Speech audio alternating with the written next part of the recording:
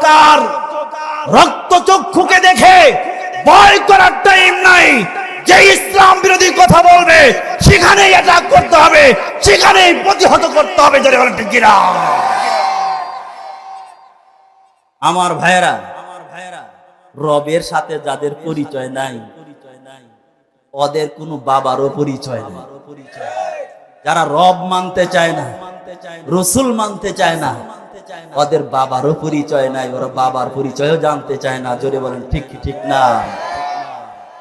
আমার ভাইয়েরা,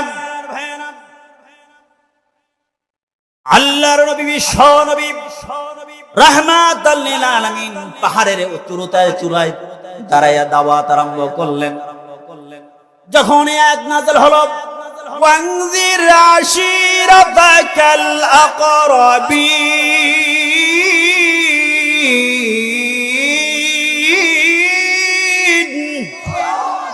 হে নবী আপনার কাছের লোকগুলোকে দাওয়াত দেন। দাওয়াত শুরু হবে কোথায় থেকে? কাছের লোক দেখে। আমরা দাওয়াত দেই দূরের লোকে, কিন্তু কাছের লোকে দাওয়াত দিতে চাই না। ফ্যামিলির লোক নামাজ পড়ে না, কিন্তু নামাজের দাওয়াত দেই না। জোরে বলেন ঠিক ঠিক না? এই ঘরের লোক নামাজ পড়ে না, এই তোমার ছেলে নামাজ পড়ে না, তোমার বাবা নামাজ পড়ে না, তুমি কেন তাকে দাওয়াত দেও না? কেন দাওয়াত দাও? তারেক বিন জিয়াদ কেমনে তৈরি হবে? খালিদ বিন ওলীদ কেমনে তৈরি হবে? ইব্রাহিম ইমাম কেমনে তৈরি হবে?